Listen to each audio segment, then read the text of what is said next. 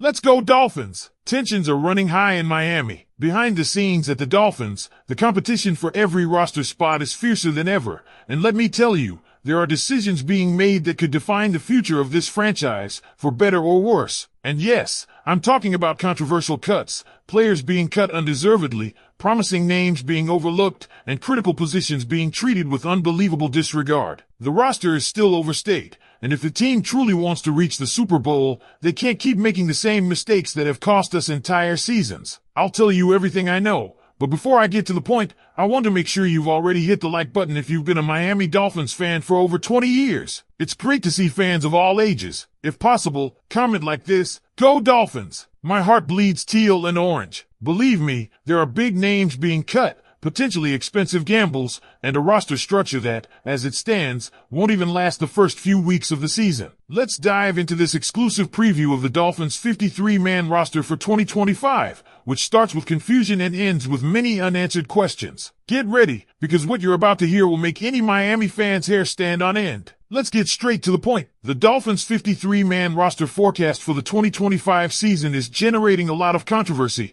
and the truth is that making these decisions is becoming increasingly difficult, especially when we're talking about a team still trying to find its identity and depth at several crucial positions. And, judging by the current state of the roster, there are still many lingering questions. Starting with the quarterbacks, Tua Tagovailoa, Zach Wilson, and Quinn Ewers. That's right, Greer may be holding down the line, but putting Zach Wilson as Tua's backup is risky, to say the least. Jalen Wright, who many expected to see on the field, has been placed on injured reserve and is expected to miss the first few weeks. Mike McDaniel admitted that the injury is serious, even if it's not season-ending. This directly affects the backfield rotation, opening up space for players like Ollie Gordon and Mike Boone, but let's be honest, confidence in them is still uncertain. Speaking of receivers, Tyreek Hill and Jalen Waddle are obvious, but what about Taj Washington, Malik Washington, Nick Westbrook, and Dwayne Eskridge? The decision to keep so many small receivers, with the exception of Westbrook, raises a lot of eyebrows. It's pure speed, yes, but what about physical presence? Theo Wease Jr. and Andrew Armstrong ended up relegated to the practice squad. It's hard to swallow when you consider the lack of physical variety in the starting lineup. On the offensive line, more controversial, Liam Eichenberg is still being retained. Yes, the same one who always burns Tua in critical situations. Brunskill is gaining ground as a wild card between guard and center,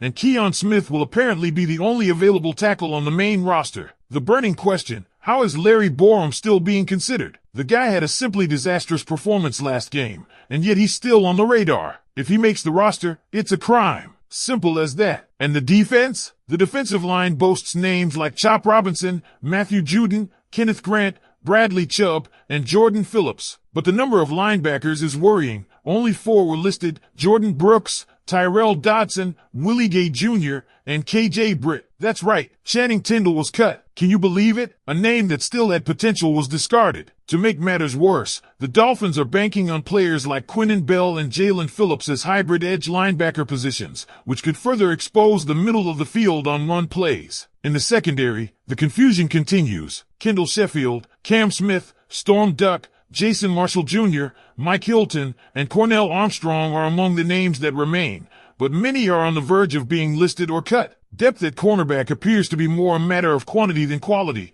and that could cost them dearly when the season begins. Among the safeties, names like Ashton Davis, Minkah Fitzpatrick, Fatum Fano, Elijah Campbell, and Patrick McMorris round out the group. The only certainty here is Fitzpatrick. The others, frankly, still have a lot to prove. And what about the returners? Malik Washington and Taj Washington lead the way as punt and kickoff returners. The idea of putting Tyreek Hill or Jalen Waddle in those roles is simply insane. If someone touches them on a return and takes them off the field for weeks, the season will be ruined. And we know McDaniel sometimes likes to play with fire. The most chaotic part is yet to come. We're less than 24 hours away from the official cut deadline, and the truth is, the roster still has 56 players. 3 players need to be cut, and these cuts could profoundly impact the balance between offense, defense, and special teams. The Patriots are reportedly trying to trade Kyle Duggar. The Eagles have reshuffled their offensive line, and Lyle Collins' name has resurfaced after being released by the Cowboys. But let's be clear, Collins can't stay healthy and would be another dead weight on the roster,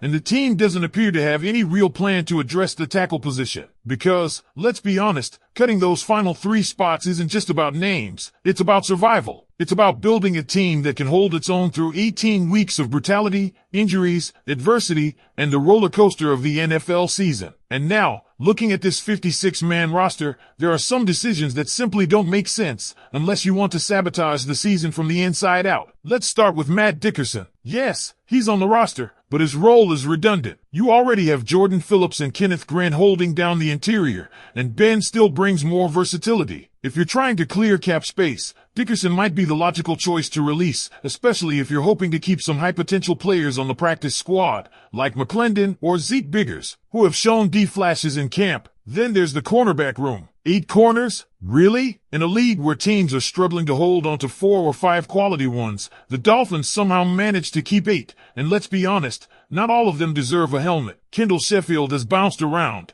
and Isaiah Johnson has never quite looked like a solid contributor on this level. You can't keep everyone just in case. That kind of thinking got this franchise in trouble before. Tighten the unit. Keep Jack Jones, Cam Smith, and maybe Mike Hilton for veteran presence. The rest? Make a tough call. Another name on thin ice is KJ Britt. He's serviceable, but with only 4 traditional linebackers making the list, there's an argument to be made that someone else with more range or special teams upside should have been there instead. Britt's inclusion feels like one of those safe moves, and safe doesn't win titles. Let's not ignore special teams, the often overlooked but game-deciding third phase. Jake Bailey at punter, Jason Sanders at kicker, and Joe Cardona long snapping is a reliable trio. But return duties? Again, the idea of putting Tyreek Hill or Jalen Waddle back there should be a fireable offense. That's why the Washington brothers, Taj and Malik, make the most sense. They're fast, agile, and disposable in the sense that the offense doesn't hinge on them. But even then, that unit needs more clarity. We've seen too many special teams meltdowns in the past to go into another season with half measures. And let's talk about the offensive line one more time,